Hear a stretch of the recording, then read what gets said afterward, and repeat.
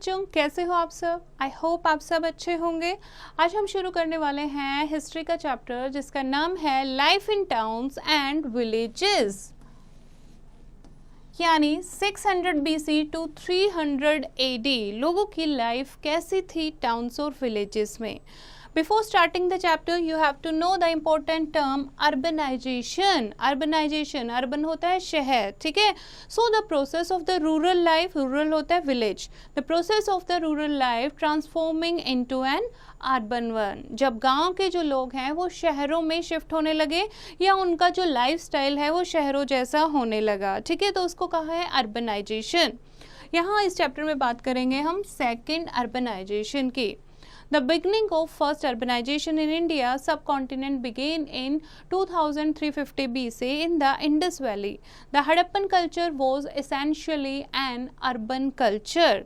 जो first urbanisation की शुरुआत हुई थी वो हड़प्पन कल्चर से हुई थी। हड़प्पन कल्चर को फर्स्ट अर्बन कल्चर के नाम से भी जाना जाता है, where in the urban society वो supported by rural villages around the larger urban centres. After the Harappan civilisation decline, the second phase of urbanisation began around 600 BC। Harappan civilisation decline होने के बाद सेकेंड फेज ऑफ अर्बनाइजेशन शुरू हुआ and the makers of this phase were Aryan in the north and Dravidians in the south। और जो makers कौन थे? First urbanisation Harappan civilisation थी, ठीक है। सेकंड के जो मेकर थे वो थे आर्यंस नॉर्थ में और साउथ में Dravidians. Now the second phase of urbanization is important in many ways because from now onwards urbanization became a permanent feature of the Indian society। Second phase of urbanisation बहुत important रहा है history में, क्योंकि first urbanisation तो ख़त्म हो गई थी जैसे ही हड़प्पन सिटी डिक्लाइन हुई। सेकंड अर्बनाइजेशन जब शहर बनने शुरू हुए ये अभी तक, ठीक है, यानी फ्यूचर तक ये क्या है, परमानेंट सेटलमेंट बन जाएगी। सो the old existing cities in India, Varanasi and Patna in the north and Madurai and Kanchipuram in the south were founded around 500 BC and are symbolic of India's long urban heritage। यानी जो शहर जैसे वाराणसी और Patna north में, मदुरई और Kanchipuram south में, ये शहर इतने पहले शुरू हुए थे, अर्बनाइजेशन की शुरुआत इतने पहले हुई थी और अभी तक ये क्या है, एक अर्बन हेरिटेज बन चुके हैं। The early historical period covering 1000 years of urban history may be divided into three parts of northern India। First है post Vedic period, second है the Mauryan period और third है the post Mauryan period।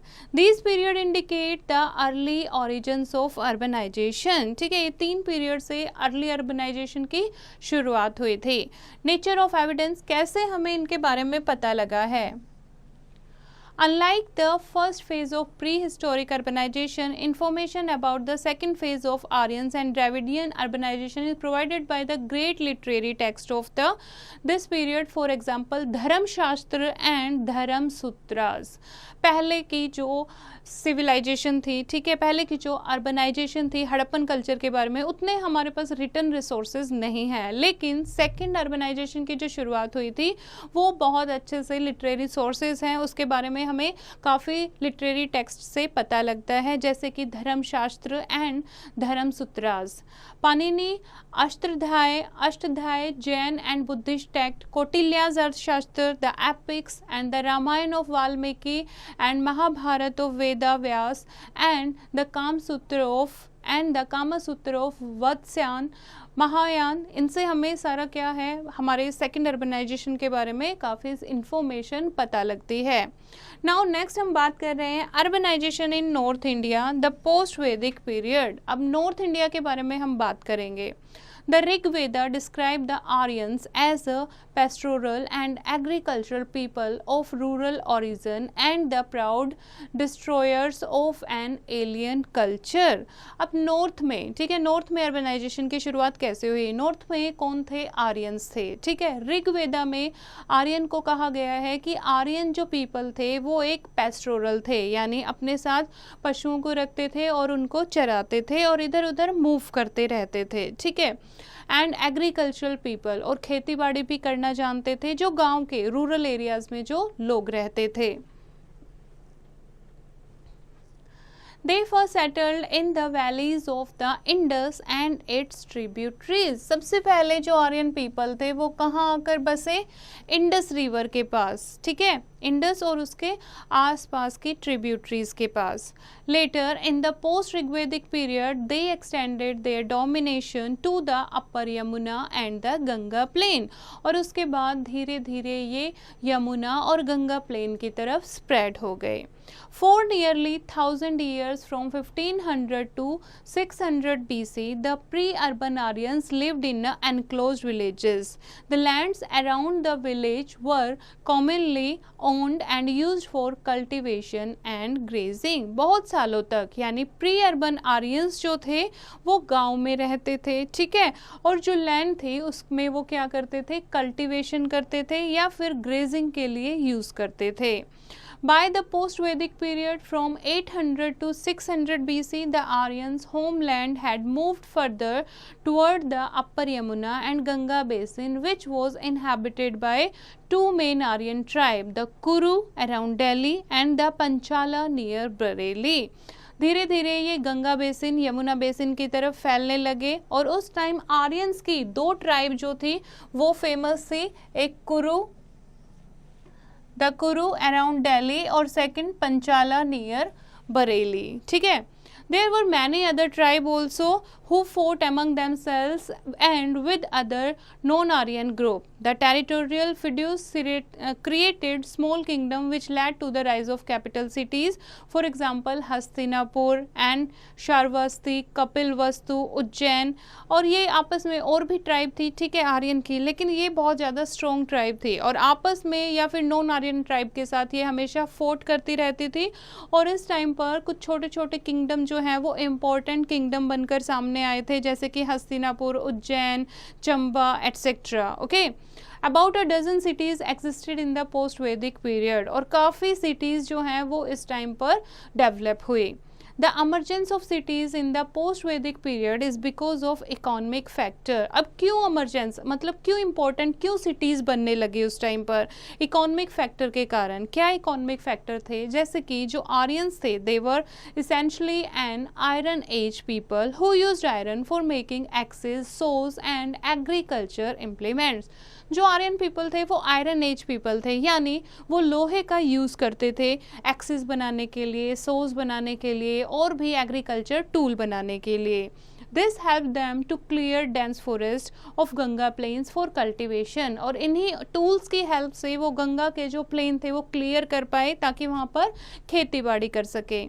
The use of iron plow is helped to generate a large surplus of food which could sustain a large population. और Ganga plane जो थी वो काफ़ी fertile थी, वहाँ पर काफ़ी फूड जो है, काफ़ी एग्रीकल्चर जो है, ग्रेन जो है वो ग्रो होता था ताकि वो एक लार्ज पॉपुलेशन को सस्टेन कर सके. Moreover, iron was used to manufacture horse-driven chariots for warfare and ox-driven carts for transportation. It also contributed to the increased mobility of population and helped in trade and commerce which led to urbanization. और दूसरा लोहे का वो क्या use करते थे? एक तो एग्रीकल्चर टूल बनाने के लिए, ठीक है, सेकेंड यूज़ क्या होता था?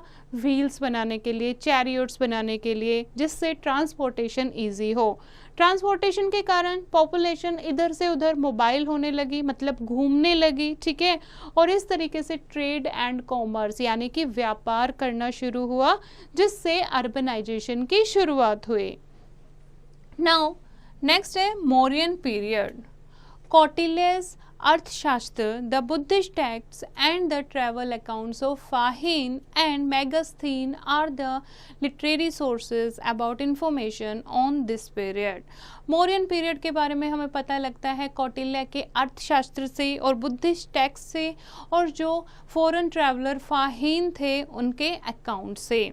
द ग्रोथ ऑफ सिटीज़, क्या हमें पता लगता है इस टाइम में? ग्रोथ ऑफ सिटीज़ पोस्ट वैदिक पीरियड के टाइम पर काफ़ी सिटीज़ जो हैं वो बढ़ने लगी थी. By this time the lower Ganga plains were fully inhabited and the centre shifted from Kuru and Panchala to Magadha region in Bihar and the Smaller janpads were replaced by the Mahajanpad around 600 BC.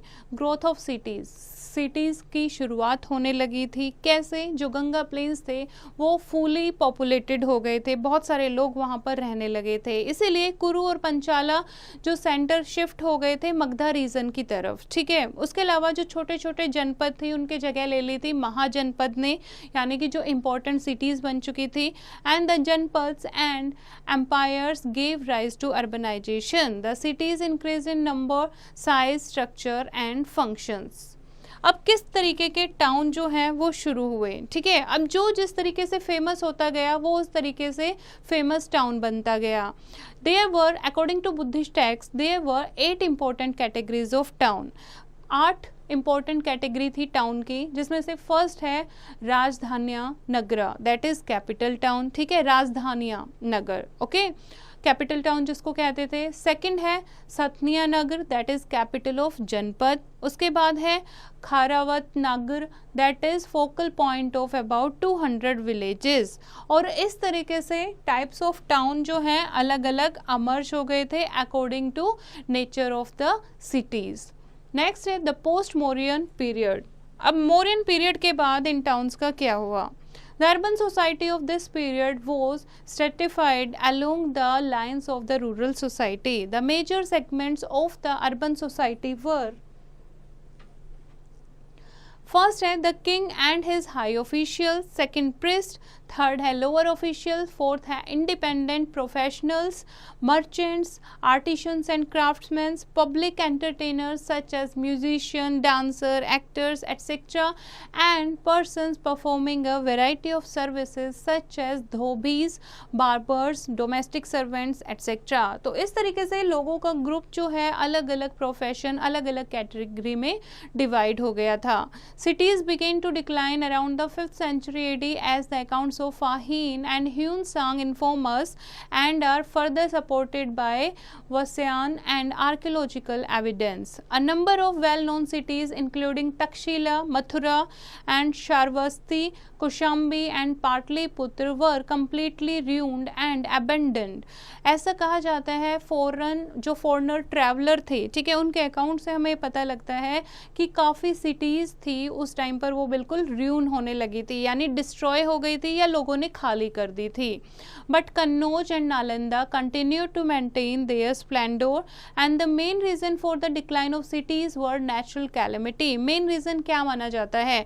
या तो कोई नेचुरल कैलेमिटी आई होगी, earthquake आया होगा, flood आई होगी, जिससे वहाँ के लोग जो हैं या तो पूरा डिस्ट्रॉय हो गए होंगे या वहाँ वो जगह छोड़कर दूसरी जगह शिफ्ट हो गए होंगे, या फिर वहाँ का जो एम्पायर है वो डिक्लाइन हो गया हो, या फिर the rule of feudal chiefs और फॉरेन इन्वेशन हुई हो, particularly those of the Hunas Wars between feudal chiefs etcetera. Next है, अब हम बात करते हैं साउथ इंडिया में अर्बनाइजेशन के बारे में। अभी हमने पढ़ा नॉर्थ इंडिया में। नॉर्थ इंडिया में मौर्यन एम्पायर था, ठीक है।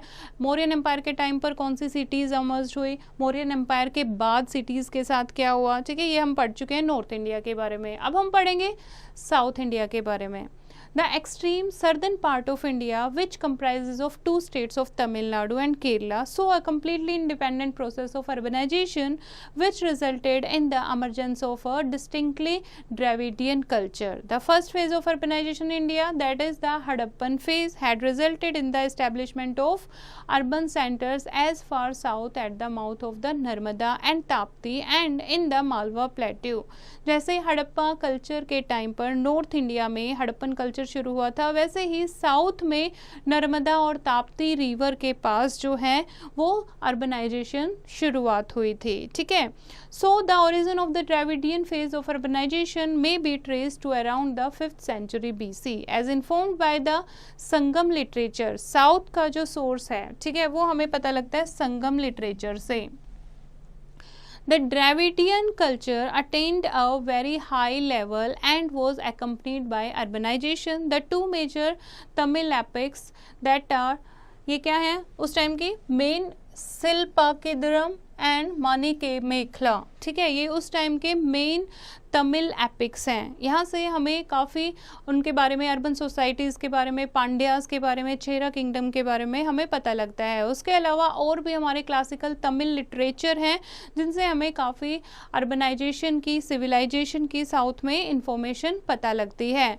मेजर सिटीज़ कौन सी थी यहाँ पर? The major city of the period were Puhar, the Chola port and the coastal capital. उसके अलावा Uraiyur, the Chola inland capital, Korkai, ठीक है, मदुरई, मुसेरी, वंजी और कुरूर।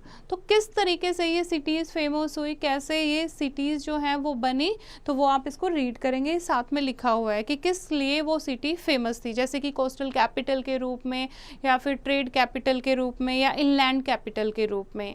नेक्स्ट है distinctive aspects of Dravidian urbanisation. The Tamil country displays a remarkable continuity in urban tradition from the 5th century BC to the present. While some of the earlier urban centers such as Uriyaur, Puhar and Korkai lie in the ruins today, others like Madurai and Kanchipuram have withstood the passage of time remarkably well. जैसे कि north India में आपने पढ़ा था बहुत सारी city जो हैं वो पूरी डिस्ट्रॉय हो गई थी, ऐसे ही साउथ इंडिया में भी काफ़ी सिटीज़ जो हैं वो डिस्ट्रॉय हो गई थी, लेकिन मदुरई, कांचीपुरम, ये सिटीज़ जो हैं वो अभी तक उन्होंने अपनी ग्लोरी मेंटेन की हुई थी। One major factor which contributed to his continuity in the near absence of foreign invasions, despite the Aryan influence into the region in the 5th century BC, the South always maintained a culture identity of its own. हालांकि Aryans ने south में भी काफ़ी influence करने की कोशिश की थी, लेकिन फिर भी जो द्रविडियंस हैं उन्होंने साउथ में हमेशा एक डिग्निटी, एक कल्चर आइडेंटिटी मेंटेन करके रखी। The southern cities carried a flourishing trade with the Arabs and later the Greeks and the Romans. The Tamils traded with Sumeria, that is Mesopotamia, around 1000 BC, and the Pandya king sent emissaries to the Roman court in the 2nd century AD. The presence of numerous Roman coins in South India indicate the large volume of the trade between the South India ports and Europe. जो coins मिले हैं उससे हमें पता लगता है south India port जो हैं और यूरोप के बीच में काफ़ी ट्रेडिंग भी होती थी। नाउ नेक्स्ट है agriculture intensification. The Aryans used iron to increase their area of settlement by cutting and clearing forests. They use iron plows and draught animals and mainly oxen to produce a large surplus of food. जो आर्यन थे वो लोहे का, iron का use करते थे because they were the iron age people, ठीक है। फॉरेस्ट को वो क्लियर करते थे और वहाँ पर वो एग्रीकल्चर करते थे। उसके अलावा ऑक्सन की हेल्प लेते थे वो फूड सरप्लस को इंक्रीज करने के लिए, ठीक है, यानी एग्रीकल्चर में ऑक्सन का यूज़ किया जाता था। Initially, however, agriculture was a secondary occupation. Agriculture was probably introduced by their contacts with the original inhabitant, non-Aryan people of India. अब सबसे पहले अभी क्या है, एग्रीकल्चर मेन ऑक्यूपेशन है, लेकिन उस टाइम पर क्या था, सेकेंडरी ऑक्यूपेशन थी agriculture.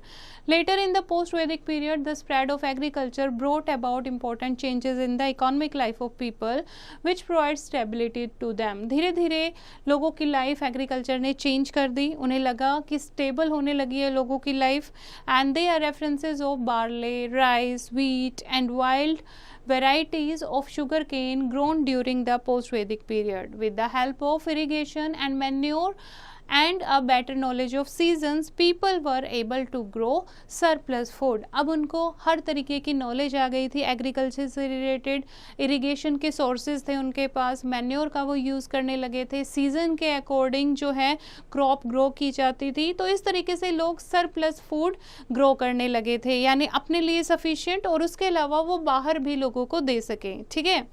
During the Mauryan period, agriculture formed the mainstay of the economy. Mauryan period के टाइम पर एग्रीकल्चर एक मेन ऑक्यूपेशन बन गया था।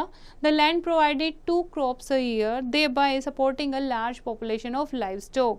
और एक साल में 2 क्रॉप जो हैं वो ग्रो की जाती थी and the entire land was owned by the king and cultivated by farmer who were supervised by a number of official. पूरी लैंड का मालिक कौन होता था? किंग होता था, लेकिन उसमें कल्टीवेशन कौन करते थे? फार्मर, जिनको सुपरवाइज करने के लिए किंग के ऑफिशियल्स होते थे. In the अर्थशास्त्र distinction has been made between landlord and upvas, that is tenant. Facilities of irrigation were provided by the state and the Sudarshan Lake is सूराशास्त्र bears an evidence of this fact. और इसमें आप Sudarshan lake का एक example देख सकते हो जो उस टाइम का एक एविडेंस है. Here is an interesting fact. The pre-Aryans was the first to introduce the transplantation method in rice cultivation. Pre-Aryan जो थे ये वो लोग थे जिन्होंने राइस कल्टीवेशन में ट्रांसप्लांटेशन को इंट्रोड्यूस किया था. ठीक है. Now here is a case study about Tamil Nadu. एक साउथ में तमिलनाडु के बारे में एक केस स्टडी दी हुई है कि लोग वहाँ पर कैसे रहते थे और कौन सा किंगडम था और उस टाइम कैसे खेती की जाती थी. जैसे the region lying south of the Krishna Tungabhadra and Kaveri river is known as Tamil region. Megalithic burial and habitation sites as well as the Sangam literature are the sources of ancient history of Tamil Nadu. Tamil Nadu के बारे में हमें कैसे पता लगता है? मेगालिथिक ब्यूरियल से, habitation site से और उसके अलावा संगम लिटरेचर से. ठीक है. क्या पता लगता है कि यहाँ पर 3 किंगडम मेन थे, 3 डायनेस्टीज ने रूल किया है, चोलास, पांड्यास एंड द चेरास. ठीक है. सबसे पहले हम पढ़ेंगे चोलास के बारे में. Chola kingdom was located in the Kaveri Delta. It was called Chola Mandal or the most famous Coromandel. ठीक है. चोला किंगडम जो कावेरी डेल्टा के पास का जो किंगडम था उसको चोला किंगडम के नाम से जाना जाता था, जिसको चोला मंडल या फिर कोरोमंडल कहा जाता था. Uraiyur was the capital. Karikala was the most famous Chola ruler and the subdued the neighbouring Cheras and Pandyas. He made the Chola kingdom a great maritime power by maintaining a large fleet of ships. और उस टाइम चोला kingdom काफ़ी एक great maritime power था, यानी समुद्री power. ठीक है. सबसे ज़्यादा जो मैरीटाइम पावर थी वो चोलास के पास थी. नेक्स्ट है Pandyas. The Pandya kingdom extended over the modern districts of Tinnevelli, Ramanand and Madurai in Tamil Nadu. Its capital was Madurai and there are references to the Pandya kingdom in the Mahabharat, Jataka stories, Indica and Ashokan inscriptions. In the 1st century BC, Kharvela of Kalinga led an expedition against the Pandyas. उसके बाद है Cheras. Malabar, Cochin and modern Travancore comprise the Chera kingdom, also called Kerala Putra. Its capital was Vanchi. One of the earliest references to the Cheras is in the Ashokan inscriptions of the 3rd century BC. The Chera territory included a narrow strip of land between the coast and the Ghats. Among the most powerful Chera rulers were Nidum, Cheralam, Adan and Singutwan or Red Chera. अब southern kingdom में administration कैसी थी? King जो है उसको assist करते थे council of ministers और लार्ज नंबर ऑफ ऑफिशियल. ठीक है. जिसको सभा भी कहा जाता था. एक सभा होती थी ट्राइबल चीफ्स की which was an advisory body to the king. King जो है वो पूरी आर्मी को, एलिफेंट, चैरियोट, कैवलरी, इन्फेंट्री, इनको पूरा मेंटेन करता था. Pandya rulers imported horses and they were benevolent rulers who took up various measures for the welfare for their people. Land revenue and trade they were the main source of income. Southern kingdom के main source of income क्या थे? Land revenue and trade. ठीक है. Trade किस type की होती थी? Taking advantage of the coastal location, the 3 kingdoms ठीक है, वो क्या बन गए थे, develop their maritime power. Many port town जैसे कि पूहर एंड मुजिर, अलग अलग पोर्ट टाउन थे ये, चोलास के थे, चोलास का पोर्ट टाउन था पूहर, ठीक है, छेराज का पोर्ट टाउन था मुजिरीज एंड पांड्यास का था Arikamedu, came up under the patronage of the rulers who encouraged both internal and external trade. They maintained fleets of ships and carried on trade with Egypt, Arabia and Rome in the west and with Malaya and China in the east. और इन्होंने अपनी एक ship की fleet बना रखी थी, बहुत सारी शिप इनके पास थी, तो मैरीटाइम पावर थी, ठीक है, और दूसरी कंट्रीज के साथ ये ट्रेड करते थे। The Romans were particularly fond of Indian goods and exchange them for precious gold. जैसे रोमन्स जो थे वो इंडियन गुड्स के शौकीन थे, तो वो क्या करते थे, उसके बदले गोल्ड को एक्सचेंज करते थे। The main items of trade were pearls, precious stones, spices, textiles, timber, ivory, etc., which were in great demand in Western countries. The Roman brought articles such as copper, tin, lead, glass, wire, ornaments, pottery, gold and silver coins to India. तो इस तरीके से outside countries के साथ trade, import और export किया जाता था। लोगों की लाइफ कैसी थी? संगम लिटरेचर में मेंशन किया गया है जियोग्राफिकल जोन के बारे में। The pattern of life in each zone was different. 5 ecological zone के बारे में डिस्क्राइब किया गया है, जिसमें पांचों में लोगों की लाइफ जो थी वो काफ़ी अलग अलग थी। जैसे कि एक रीजन हो गया हिल्स एंड फॉरेस्ट का, एक रीजन हो गया पास्चर लैंड का, एक रीजन हो गया फर्टाइल एग्रीकल्चर प्लेन्स का। तो इस तरीके से वहाँ रहने वाले लोग जो थे उनका ऑक्यूपेशन भी अलग होता था और उनकी लाइफ भी अलग होती थी। हालांकि agriculture was the main occupation of the people. Iron plough का यूज़ किया जाता था, rice, sugar cane, pulses, fruit and spices इनको ग्रो किया जाता था। ज़्यादातर लोग जो थे वो गांव में रहते थे और अलग अलग खेती के अलावा ट्रेड और इंडस्ट्री जो थी वो भी फ्लोरिश होने लगी थी। And people had to pay taxes on their crafts, trade and the roads and canals. Music, dancing, gambling etcetera were their favourite amusement. Religion कौन सा था वहाँ पर? During this period the southern kingdom were greatly influenced by Hinduism, which was especially patronized by the rulers. उस time south में कौन सा religion था? हिंदुइज्म, क्योंकि वहाँ के जो रूलर थे उनका भी रिलीजन हिंदुइज्म था। So they performed elaborate Vedic sacrifices. Brahman received land grants in return for their services and held important positions in the society. और हिंदू रिलीजन था तो इसीलिए ब्राह्मण की पोजीशन को हाई पोजीशन दिया जाता था। उनको सर्विसेज, जो भी पूजा पाठ, जो भी सेक्रीफाइस वो करते थे उसके बदले उनको लैंड ग्रांट की जाती थी। Vishnu was widely worshipped by the upper class. कौन से भगवान की साउथ इंडिया में पूजा की जाती थी? विष्णु भगवान की। मुर्गन, नोन एज कार्तिकेय और Skanda in the north, was the most popular god in the south. And coastal people worshipped sea god. Besides Brahmanism, people were also aware of the doctrines of Buddhism and Jainism. ब्राह्मण के अलावा, Brahmanism यानी Hinduism के अलावा लोग वहाँ पर Buddhism और जैनिज्म रिलीजन से भी अवेयर थे। उसके बाद एक क्रिश्चियनिटी साउथ इंडिया में फर्स्ट सेंचुरी में इंट्रोड्यूस किया गया। And Saint Thomas, an apostle of Jesus Christ, reached Malabar in 52 AD and set up many churches there. People raised memorial stones in the honor of brave heroes and who fought and died during various wars. These memorial stones are called Virakal. Now here is a quick recap of the chapter. The first urbanization in the Indian subcontinent occurred in 2350 BC in the Indus Valley region. The Harappan culture was essentially an urban culture. The second urbanization in India began around 600 BC. Varanasi, Patna in the north and Kanchipuram, Madurai in the south are the oldest existing cities in India, which originated around 500 BC. Dharam Shastra, Dharam Sutras and Panini, Ashtadhyay, Jain and Buddhist texts, Kautilya's Arthashastra, the Ramayana, the Mahabharata, the Vatsyayana, Kama Sutra, Patanjali, Mahabharata and Manu Sumitri and Purans provide ample information on urbanization in North India. For southern India, For southern India, Sangam literature forms the main source of urbanization.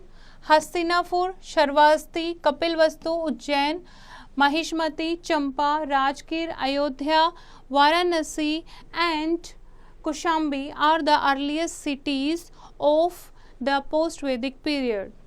During the Mauryan period, the growth of Janpads encouraged urbanization. According to Buddhist texts, there were 8 categories of towns and they evolved many religions and educational cities at this time.